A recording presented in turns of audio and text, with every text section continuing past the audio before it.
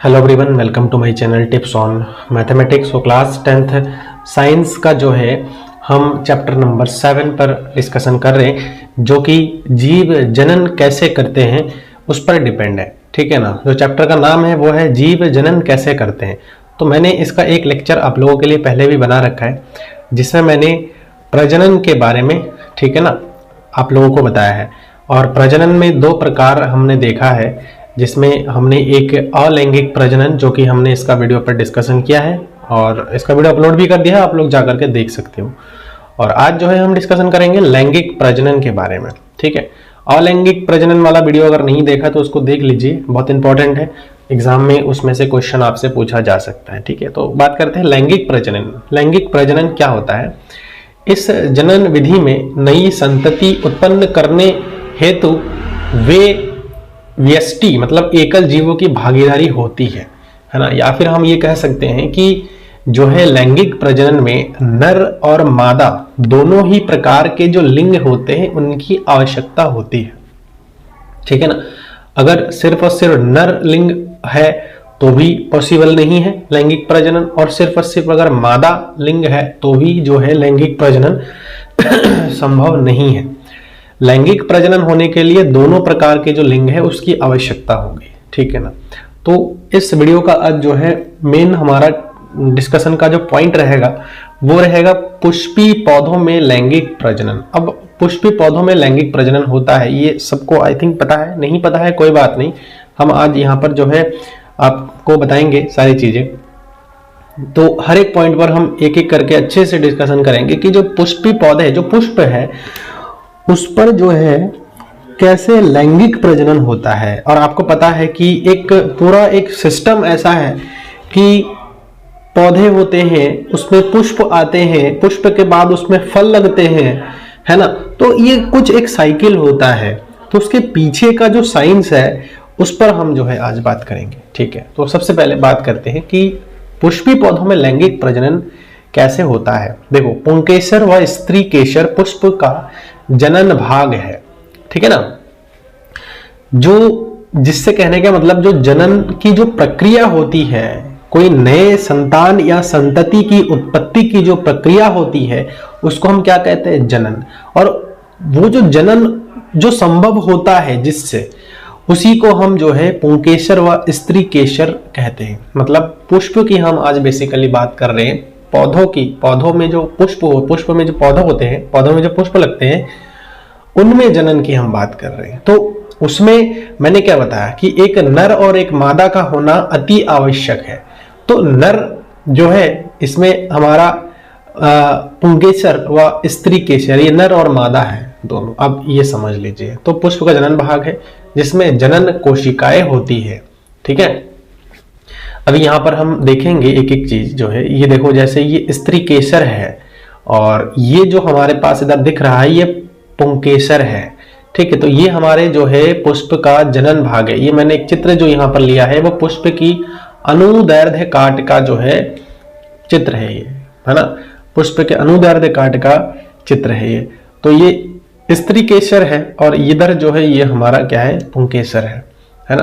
तो अब देखो, एक लिंगी पुष्प में पुंकेसर अथवा स्त्री केसर में से कोई एक ही जननांग उपस्थित होता है ना। अब देखो, पुष्पों में जनन जो है दो प्रकार से हो सकता है। एक तो एक लिंगी हो सकता है या फिर उभयलिंगी हो सकता है। एक लिंगी की अगर मैं बात करूं तो उसमें या तो स्त्री केसर होगा या तो पुंकेसर होगा। स्त्री केसर मतलब जो मादा वाला होता है, उसको मादा जो जनन अंग होता है, जनन भाग होता है, वो हम उसको पुष्पों में स्त्री केसर के नाम से जानते हैं। और जो नर जनन अंग होता है पुष्पों में, उसको हम पुंकेसर के नाम से जानते हैं। तो एक लिंगी पुष्प में क्या होता है कि या तो उसमें हमारा पुंकेसर होता है या तो उसमें हमारा जो है स्त्री केसर होता है। ठीक है ना। दोनों में से कोई एक ही जननांग उपस्थित होता है। जैसे कि आपको पता होगा पपीता है या फिर तरबूज है, ये एक लिंगी जो है जननांग वाले होते हैं। इसमें एक ही लिंग होते हैं, या तो स्त्री होंगे या तो पुरुष वाले। ठीक है। इसके बाद दूसरा बात करते हैं उभयलिंगी पुष्पों में दोनों जननांग पुंकेसर अथवा स्त्री केसर उपस्थित होते हैं। ठीक है ना। मैं अगर बात करूं कि उभयलिंगी पुष्प जो होते हैं ऐसे पुष्पों में दोनों प्रकार के जननांग, जिसको हम पुंकेसर अथवा स्त्री केसर कहते हैं, दोनों ही उपस्थित होता है। जैसे गुड़हल व सरसों का जो पुष्प होते हैं उसमें, है ना, उसमें स्त्री केसर और पुंकेसर दोनों ही पाया जाता है। तो देखो एक छोटा सा यहाँ पर चित्र लिया है हमने और इसको मैं आप लोगों को डिस्कशन करके बता देता हूँ। देखिए इसमें क्या है सबसे पहले तो ये हमारा एक पुष्प का चित्र है, एक पुष्प है, एक फूल है ना, और इसके क्या क्या भाग होते हैं वो हम देखते हैं और डीपली इसके बाद हम भी डिस्कशन करेंगे। सबसे पहले देखो ये जो हमारा एक पार्ट है, ये जो है हमारा अंडाशय है, ठीक है। ये जो पुष्प है, पुष्प में जो है ये वाला जो पार्ट है वो हमारा है अंडाशय, ठीक। और उसके बाद जो है देखो यहाँ पर एक पार्ट और भी है, ये जो पार्ट हमारा दिख रहा है इसको हम वर्तिका बोलते हैं। क्या बोलते हैं? ये जो अंडाशय है, इस अंडाशय के साथ ये एक ट्यूब सा गया है, इसको हम बोलते हैं वर्तिकाग्र, ठीक है। और वर्तिका, सॉरी, है ना, ये जो ट्यूब टाइप का दिख रहा है इसको हम वर्तिका बोलते हैं। और वर्तिका के ऊपर जो है ये एक डिंब आकार दिख रहा है आपको, गोलाकार, इसको हम वर्तिकाग्र बोलते हैं। देखो वर्तिकाग्र में जो स्त्री केसर है, स्त्री केसर में ये 3 पार्ट होता है। क्या क्या होता है? एक अंडाशय होंगे, वर्तिका होगा और वर्तिकाग्र होगा, ठीक है। दूसरा ये जो है बाह्य दल है ना, ये जो पार्ट तुम्हें दिख रहा है नीचे, ये सारे हमारे बाह्य दल है। उसके बाद ये दल पंखुड़िया है, ये पुष्प में जो पंखुड़िया होती है वो है ये इसको हम बोलते हैं पंखुड़िया, फिर दल भी बोलते हैं, ठीक है। और अब देखो इसमें एक हमारा आता है परागकोश और एक होता है तंतु। तो ये जो पार्ट आपका दिख रहा है ना, ये परागकोश बोलते हैं हम इसको। ये येलो येलो पार्ट का होता होगा, आप लोगों ने देखा होगा कि कभी भी कोई अगर पुष्प है उसके अगर इस पार्ट में आप येलो येलो सा पाउडर आपका लग जाता है, कोई भी पुष्प में आप देखेंगे उसका जो अंदर वाला जो पार्ट होता है उसमें अगर आप हाथ लगाते हैं तो वो जो है आपका येलो येलो सा पाउडर टाइप का होता है जो कि आपके हाथों में लग जाता है ना, वो आप लोग महसूस कर सकते हैं उसको। तो वो हमारा परागकोश होता है ठीक है। और ये जो हमारी लाइनें दिख रही है वो हमारा क्या है? तंतु है।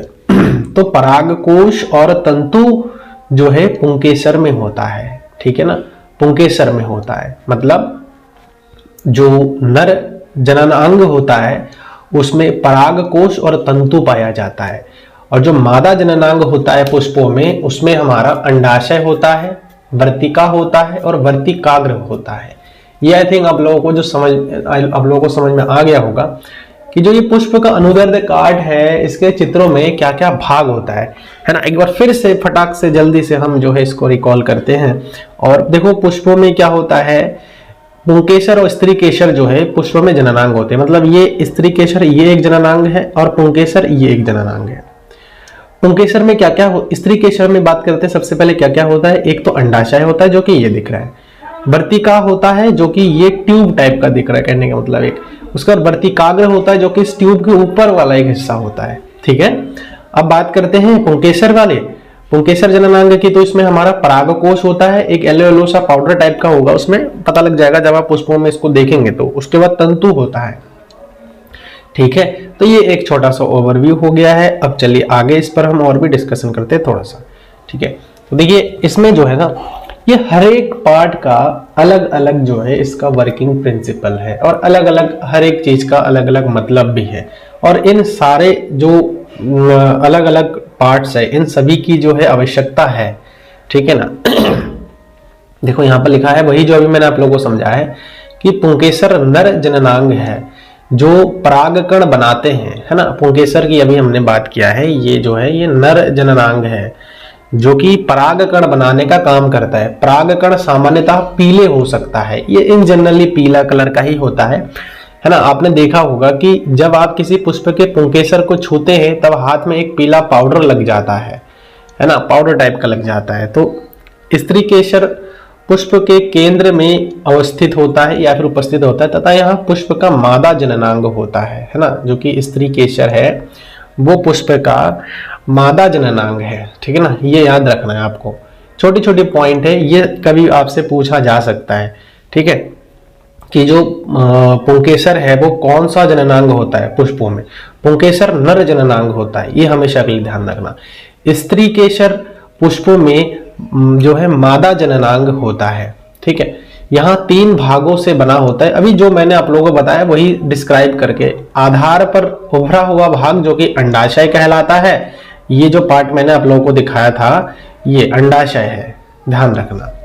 मध्य में लंबा भाग वर्तिका होता है। ये जो लंबा सा भाग दिख रहा है ना, ये हमारा वर्तिका होता है। ठीक है, ये लंबा सा जो भाग दिख रहा है ये हमारा क्या होता है, वर्तिका होता है। ठीक, उसके बाद जो है तथा शीर्ष भाग वर्तिकाग्र होता है। और जो ये ऊपर जो शीर्ष भाग दिख रहा है ये हमारा वर्तिकाग्र है। ये वर्तिका है, ये अंडाशय है और ये जो है वर्तिकाग्र है। ठीक है, जो प्राय चिपचिपा होता है। अब इसको आप पकड़ेंगे ना तो इन जनरली चिपचिपा सा होगा। ठीक है, चिपचिपा सा होगा। उसके बाद देखें, मध्य में लंबा भाग वर्तिका है तथा शीर्ष भाग वर्तिकाग्र है, जो प्राय चिपचिपा है। अंडाशय में बीजांड होते हैं। अभी जैसे अंडाशय है, इस अंडाशय में देखो ये जो है ना बीजांड है, इसके अंदर जो है क्या होते हैं, बीजांड होते हैं तथा प्रत्येक बीजांड में एक अंड कोशिका होती है। परागकण द्वारा उत्पादित नर युग्मक है ना। अब जो परागकण है, परागकण जो है ये क्या करता है, नर युग्मक को उत्पाद करता है ना। क्योंकि परागकण किस में होता है, नर में ही होता है ना। नर जननांग में ही तो बनता है परागकण। तो ये नर युग्मक होते हैं इसमें जो है क्या होता है, नर युग्मक होते हैं, ध्यान रखना। अंडाशय की कोशिका से संलयित हो जाता है। ये अंडाशय है और इसकी कोशिका द्वारा जो है क्या हो जाता है, जुड़ जाता है। कहने का मतलब ये संलयित हो जाता है। अब मैं थोड़ा सा आपको मिटा करके यहां से दिखाता हूं, डायग्राम में आपको अच्छे से दिख जाएगा। ठीक है, ये है जैसे ये नर युग्मक है। ठीक है ना, क्योंकि ये परागकण इस नर ये बना रहा है, तो ये नर युग्मक क्या है, ये देखो ये अंडाशय से संलयित हो गया है, सीधा ऐसे इसके साथ आकर के जुड़ गया है ना। परागकण द्वारा उत्पादित नर अंडाशय कोशिका में संलयित हो जाता है। जनन कोशिकाओं के इस युग्मन अथवा निषेचन से युग्मनज बनता है, जिससे नए पौधों में विकसित होने की क्षमता होती है ना। नए पौधे में विकसित होने की क्या होती है, इससे जो है क्षमता होती है। अतः परागकणों को पुंकेसर से वर्तिकाग्र तक स्थानांतरण की आवश्यकता होती है। कहने का मतलब यह है कि परागकण जो बनता है, ये जो हमारा यहाँ परागकण है, इस परागकण को पुंकेसर से, ठीक है ना, पुंकेसर क्या है, पुंकेसर से जो है नर जनन तंत्र हम जिसको हम बोल सकते हैं है ना, पुष्पों में पुंकेसर से वर्तिकाग्र तक स्थानांतरण की आवश्यकता होती है। ये वर्तिकाग्र है, वर्तिकाग्र तक जो है ये इसको क्या करते हैं, स्थानांतरित करने की आवश्यकता होती है। यदि परागकणों का यहाँ स्थानांतरण उसी पुष्प से के वर्तिकाग्र पर होता है तो यहाँ स्वपरागण कहलाता है। मतलब देखो क्या है कि अगर जो परागकण हमारा बन रहा है, यह स्थानांतरण उसी सेम पुष्प द्वारा ही होता है, मतलब बाहर से किसी प्रकार से जो है वो स्थानांतरण नहीं हो रहा है, तो उसको स्वपरागण बोलते हैं हम।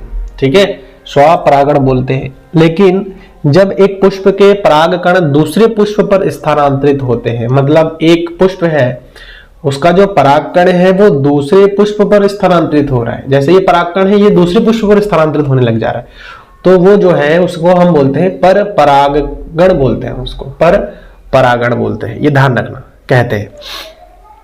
अब बात करते हैं एक पुष्प से दूसरे पुष्प तक परागकणों का यहाँ स्थानांतरण वायु द्वारा हो सकता है, जल द्वारा हो सकता है, या फिर प्राणी जैसे वाहक द्वारा संपन्न होता है। मतलब कोई कीट, कोई जो है मधुमक्खी या किसी प्रकार के कोई कीट जो है वो क्या करता है, इनके परागकणों को दूसरे पुष्पों पर ले जाकर के स्थानांतरित कर देता है, तो इसको हम पर परागण बोलते हैं।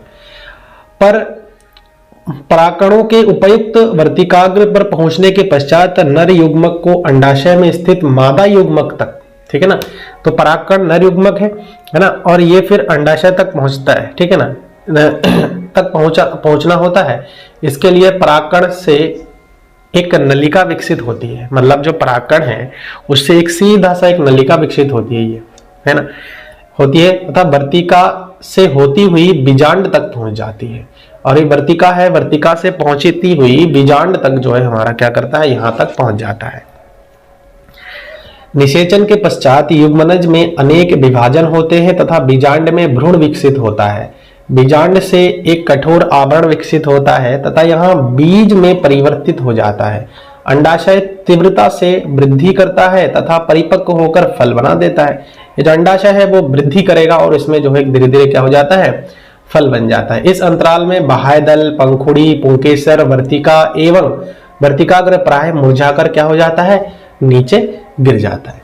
तो आई थिंक जो मैंने आज आप लोगों को टॉपिक बताया है ये बहुत अच्छी तरह से क्लियर हो गया है ना। अगर समझ में नहीं आया है तो वीडियो को एक बार आप फिर से जो है इसको देखने की कोशिश करें और हर एक पॉइंट को जो मैंने बताया है उसको समझने की कोशिश करें, और डायग्राम भी आप साथ में लेकर के बैठे, बुक वगैरह है तो, क्योंकि मैंने तो इसमें डायग्राम ले ही रखा है, लेकिन अगर आपके पास बुक है तो वो भी आप देख करके ले करके बैठिए, ठीक है ना।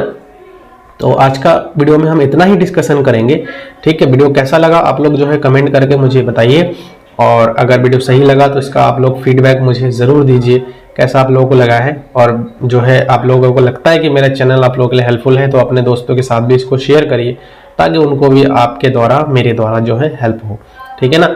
और चैनल पर अगर नए हैं तो मेक श्योर इसको आप लोग जो है सब्सक्राइब करिए, क्योंकि रोज़ जो है मेरे चैनल पर वीडियो आप लोगों के लिए मैं अपलोड करता हूँ ताकि आप लोगों को नोटिफिकेशन पहले मिल जाए, ठीक है ना। इसलिए नोटिफिकेशन बेल को भी प्रेस कर दीजिए। तो नेक्स्ट वीडियो मिलते हैं। Thank you so much.